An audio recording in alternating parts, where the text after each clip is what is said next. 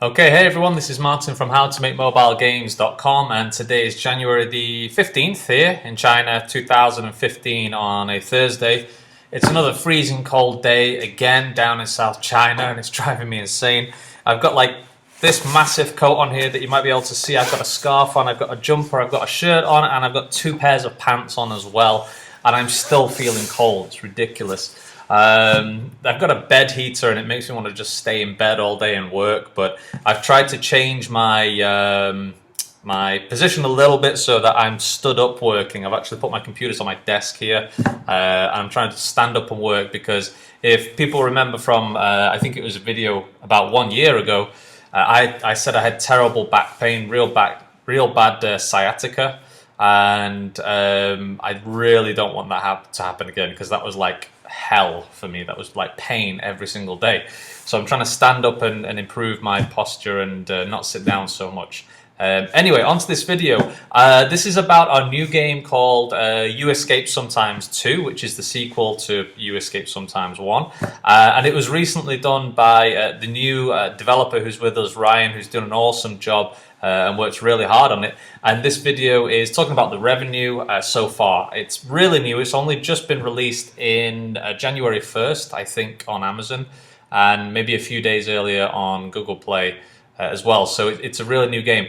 But the reason I wanted to make a video about the revenue for this game is, as I've said in the videos this past few months, is that now we're starting to do larger games. We're adding more games into single game packages, and we're also adding multiple levels to each game.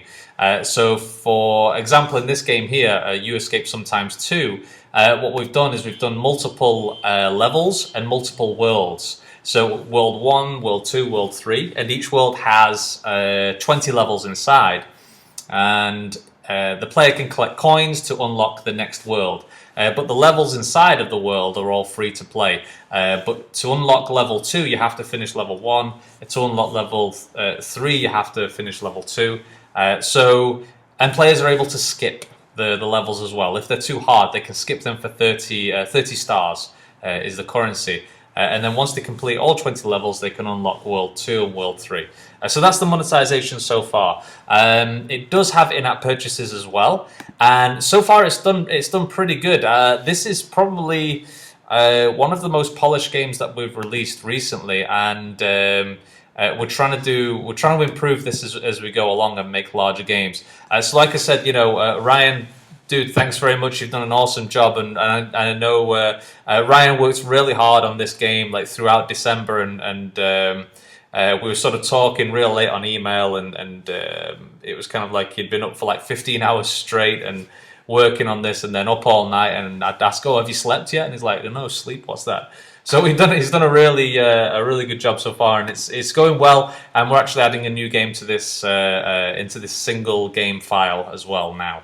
But anyway, let's look at some revenue. So I'm opening up Chart Boost first, just to jump right into how it's going. This is the Amazon App Store page. I'll screenshot all of these as we're going, actually, guys, so that on the post on the forum, you guys can see the details more clearly.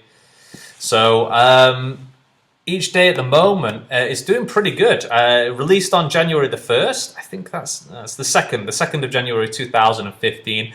And on average, I mean, yesterday it made $12, almost $13, $10 there, $7, $12, $10, $7, $9, $10. So you can see the curve's slightly going up at the moment. The ads are not overwhelming in the game either. We've not sort of like thrown in a million ads into the game. The only time that our Chart Boost ads appear is when it's game over. And game over doesn't happen that frequently because it's the player controls when it's game over. They drag the thing around, and if they hit a wall, it's 3 times it's game over. So this is doing pretty good. Number of installs per day. I'll look at Amazon in a moment actually for the number of installs. I'll talk instead about the boot ups. So the cool thing is, what we wanted to do with making larger games now rather than smaller games is that we wanted to increase the ARPU, the average revenue per user, because the players are staying longer in the game, we're retaining the player for longer, so retention rate is higher, and therefore the overall revenue per download is better, ARPU. So, and this graph is starting to show that a little bit. So, what have we got here? So, let's say yesterday, for example, it was 193 downloads and 1,000 boot ups. So that's around 5 times as much at the moment. The day before was 186 and 925. So that's about 4 to 5, I think. 4.5 number of boot ups compared to installs. Roughly 4 to 5 there. Maybe 5 there, I think 4 to 5 again. So what we want to see over time is the number of installs increases like this, but the number of boot ups increases like this, you know, so that there's more boot ups per player, and that's what we want to see. So I think that's pretty good compared to our other games. That's not too bad. You can see back here when it first got launched, it was only 2 times the number of boot ups compared to installs. This was 3 times. But it quickly jumped up to 4 to 5 times, and hopefully that will just increase over time. So this is the Amazon version right now. The downloads on Amazon, I'll show you these so far. We're getting, actually let me just take a screenshot of this, guys, so that I remember to do that later. And on the forum you guys can see the details more clearly. And okay, I will do it here as well. So these are the number of installs so far. So number of downloads per day at the moment, I think roughly about 200 per day. That was yesterday, 215. It's not finished updating yet, so it might be a little bit more by 6 p.m. here when it finishes updating. But around 200 per day, and on the weekend it jumped up to 384 there. The good thing is on Amazon at the moment is that we've actually had 5 in-app purchases, which has given us only $5. Okay, now that's obviously not big money, but it's a good sign that by making bigger games with more levels with an in-game currency is the right direction. You know, it's working for us. Okay, 5 in-app purchases within roughly. What are we in, 2 weeks here? Yeah, about 2 weeks of it being live is probably the best number of in-app purchases we've had, Cobalt Play, in a long time, really. We've not focused on in-app purchases for a while, and to have 5 in-app purchases in 2 weeks on just one game, on just one app store is really good for us. At the moment, the purchases are only $5, so the players have only bought the 100 stars pack, which is $1. Now, how can I put this? At the moment, players don't need to buy the $2 coin pack, the $2 star pack, or the $3 star pack, or the $20 star pack. The reason is because World 4 and World 5 can be unlocked with a few hundred coins, a few hundred stars, sorry. And to get those stars, you can just play the levels. So maybe, for example, let's say the player wants to unlock World 4, they have to pay 300 stars, but they can grind for maybe 15 or 20 minutes in order to do that. At the moment, there's no big reason for the player to want to buy 10,000 stars. So we need to give that to the player. We need to give them a reason to buy stuff. We don't want to make things a super high price war. We don't want to take away the fun factor. But we want to add some things in there, maybe special levels or extra worlds that do cost quite a lot. And so we'll hopefully see these in-app purchases increase. But the point here is, guys, that we're heading in the right direction. And this is also to the team as well, Cobalt Play, you guys, just saying that what we're doing right now seems to be working. It seems to be going well. The number of boot ups is increasing. Making $10 just $10 per day just on one game, just on Amazon, is really good as well. And also, yeah, in-app purchases, as I've just mentioned. So I think I took a screenshot of this, but I'll do it again just in case so that I add it to the forum. So yeah, that's a good thing. Google Play, not amazing downloads overall. Google Play is usually a lot lower downloads for us. It's far more competitive on there, and we could jam in a load of keywords in the game description to increase the downloads, but as a lot of you know, Google Play I'm really always worried about Google Play, and they cancel accounts just left, right, and center. So I'm very, very careful with keywords these days, even to the point where it does drop our downloads and doesn't make a lot of money. I'd much rather make a little bit of money on our Google Play games than try to risk getting more downloads by adding keywords and then getting the account cancelled. So new installs is not very high. We're talking on Google Play, only 10 to 15 maybe per day, and not a huge amount of revenue at all. As you can see, only $2 there, $1.50, 15 cents, 76 cents, which is not too bad considering the number of downloads actually. But I'm talking more about Amazon here basically because Amazon, we have more data, we have more downloads, and therefore we can have more of a clear picture of if this is working or not. And so far it looks like it is. So, all right, so let me just move on, guys. I'll just show you some screenshots. Anyway, I tried to make the screenshots as colorful and as interesting as possible. U-Escape sometimes too is very easy. That's one of the points with our games recently is we've tried not to make anything too difficult. We're not making games now that have like a high entry bar. For example, what's the game? Flappy Bird is very, very difficult. That's a kind of exception to the rule that it became very famous. I think with all of our games now, they have to be very, very easy. If a player picks up a game and they die in 10 seconds, most of the players will just quit the game. They'll just forget it and say it's too hard. I've seen it quite a lot, and I've seen it with my wife as well. She's got sort of a tester for our games, and if she dies real fast in the game, she deletes it instantly and she's not interested. And not just our games, but other games as well. So make the games very, very, very easy when new players come in. Bear in mind as well, guys, that as developers, as testers, we make the games and therefore we become really good at the games, okay? So that's a problem. We need to bear in mind that when a new player comes into the game, they're not going to be as good as we are because we've practiced it over and over and we know how to play it. So the game mechanics have to be very, very easy. Single touch. If you have double touch like we did in a recent game, that's okay, but try to make it only one finger. The easiest, simplest thing that anybody can do, because that's just going to catch you a bigger audience and make it very easy to play as well. Don't make the levels hard until later, okay? So a little bit on AdMob as well. Actually, let me just take a quick screenshot of this one here and I'll add that into the forum post as well, so you guys can ask me any questions later. This is Google Play. We have AdMob in there. So the way it's making money at the moment is AdMob, Chart Boost, Amazon ads, and in-app purchases.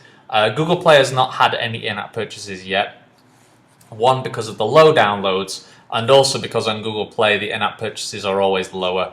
Generally, the ARPU is higher in Amazon because it's a very US and UK focused device. Those are the biggest markets for Amazon Kindle devices.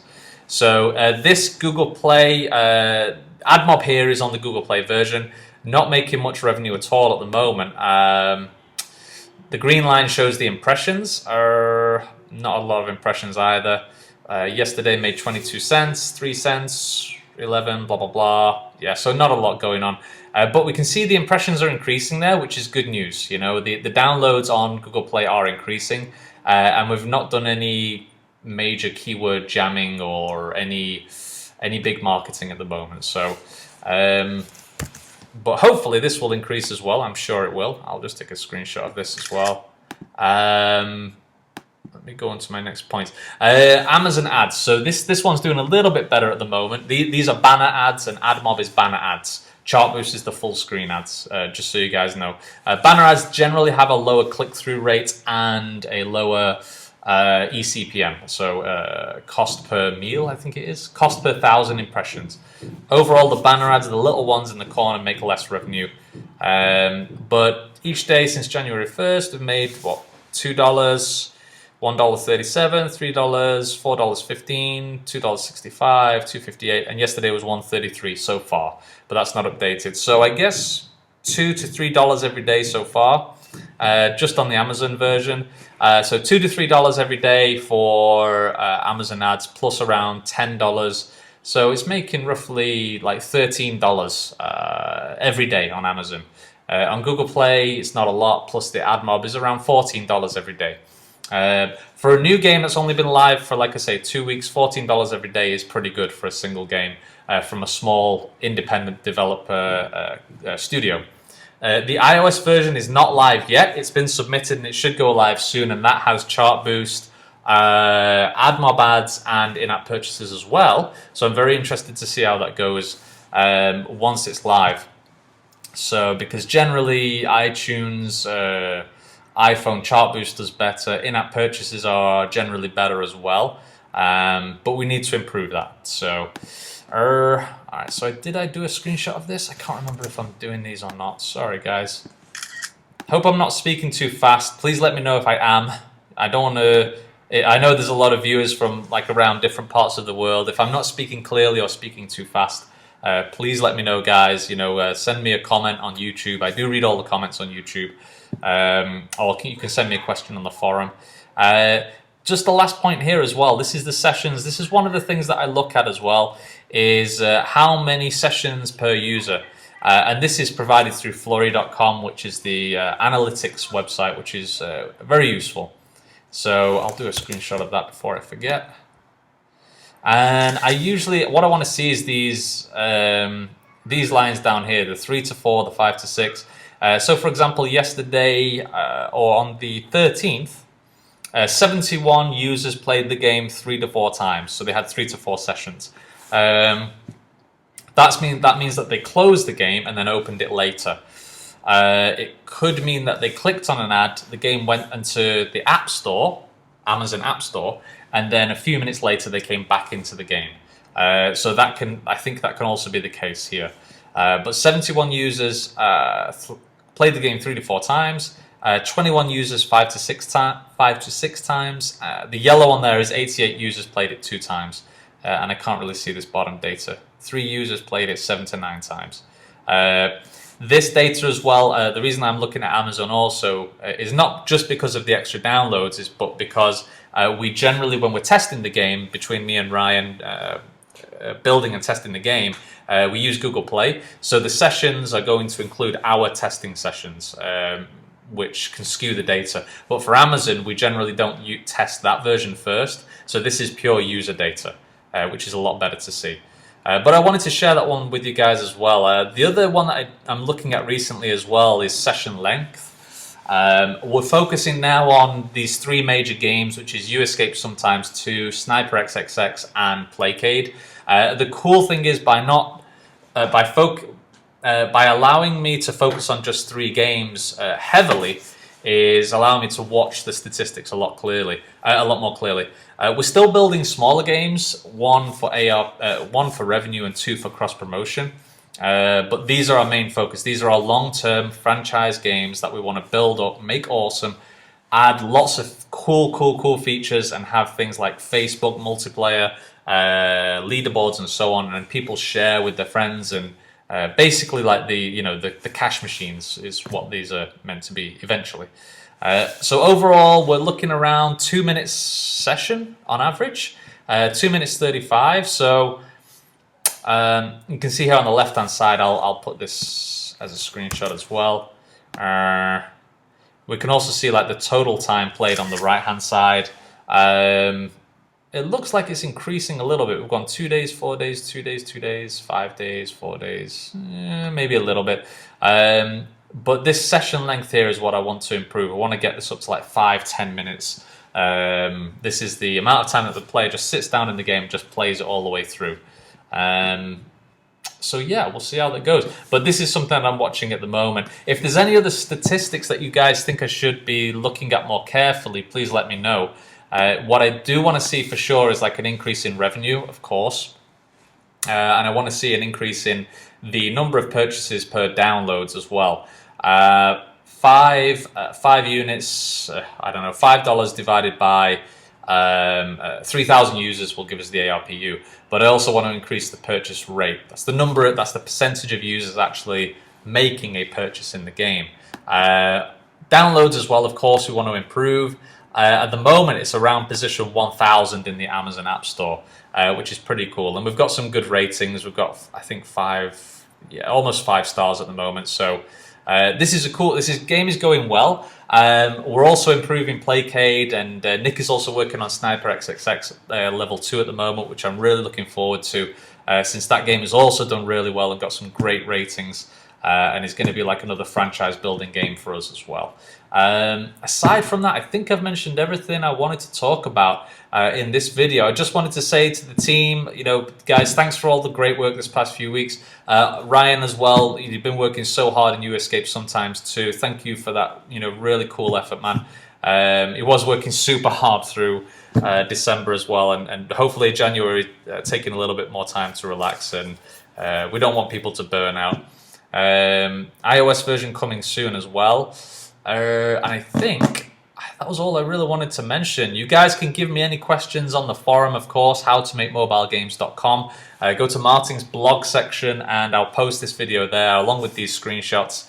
And you guys can give me any questions, because I'm more active on the forum now than on YouTube. I'm not responding to YouTube comments at the moment just because of time, but on the forum I'm doing that. So, but guys, if you liked this video, please give me a big thumbs up. Click that like button, click subscribe, and please share the video as well. That helps us so much. Anyone who's seen this video, you can, if you're on Android or iPhone, it will be there in roughly January the 18th or 19th, 2015. But if you're on any of those, just look for U-Escape sometimes too.